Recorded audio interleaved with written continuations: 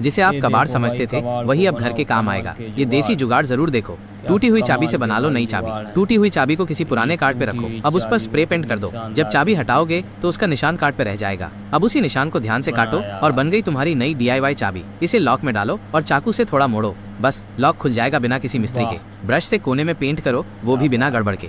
एक चाकू को गर्म करो और उससे ब्रश के बाल थोड़ा काट लो। अब एक कार्ड लो और ब्रश को उसमें फिक्स कर दो। जब कोनों में पेंट करोगे तो दीवार के बाकी हिस्से पर रंग नहीं लगेगा। परफेक्ट एजेस मिलेंगी जैसे प्रोफेशनल ने किया हो। टूटा नल, पुरानी चाबी से बना दो नया हैंडल। पुरानी चाबी लो और उसे नल के ऊपर रख दो। नीचे एक वॉशर लगाओ और स्क्रू से कस दो। अब ये चाबी ही बन गई नल का नया